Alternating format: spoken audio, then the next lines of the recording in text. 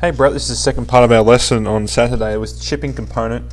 We talked about a lot of things re chipping and the reasons why we wanted to have a certain setup. So essentially the things we're doing with your setup and alignment, everything we're doing with the swing motion is to encourage a similar arm and hand motion with your chipping swing through to your pitching swing, and then there's a slight change for your lob shots and bunker shots, and then from pitching swing into short irons, mid irons, long irons, fairwards to driver. Essentially my point is that we're trying to have a similar as possible motion with our hands, and especially in relation to how our hands align with the target, so it makes it much easier for us to consistently make centre face contact and get the ball going in the right direction.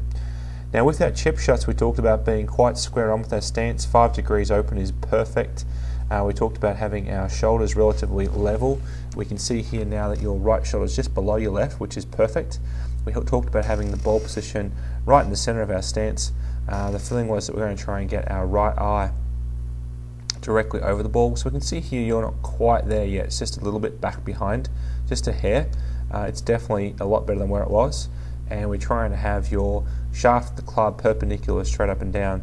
So we're getting your body to angle more forward, weight on the left side to 70-30% of weight.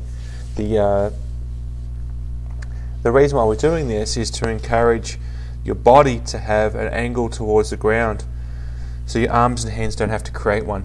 Now we can have a motion of swing with our hands that has less wrist cock, and that way you're going to have more chance of controlling the distance.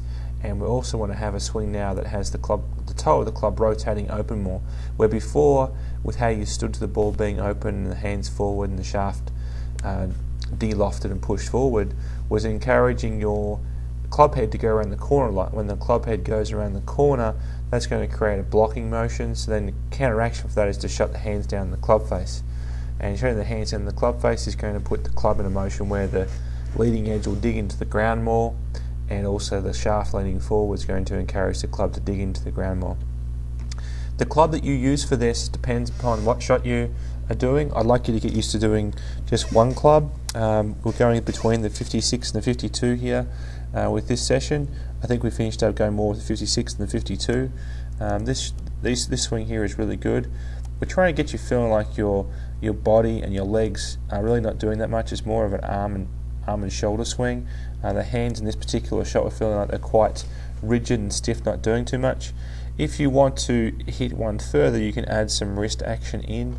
Adding wrist action in just allows the club head to have a longer pendulum motion and create more energy and more power coming through when hitting the ball. We can see with this shot a couple of things going on, Brett. This is towards the latter half of our session. When the club goes back here, it's going back quite shut.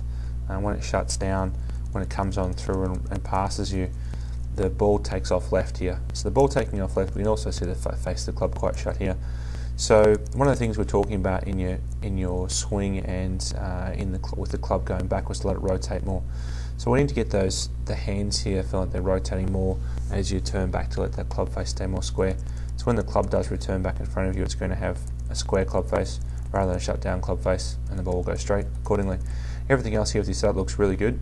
The only one thing that I could say that could be slightly different is that we want to try it with a chip shot. We want to try and get the shaft angle and your forearm angle a little more together as one. So I'd like to see your hands just a little bit higher and your body just a little bit taller here at the start, so your arms and hands are going to be dropping down more this way, the club shaft more in here. So that's the only change that I can talk about additionally to everything else we talked about. I'll also couple with this video just a generic list of points that you can look over and think about and work on as you're in the office or at home when you get time to practice. But great to see you, and good luck with the practice and good luck with the rehab on the shoulder again. Look forward to 2 or 3 more weeks time and maybe doing some pitch shots when your shoulder's feeling up to it. Thanks, Brett. All the best.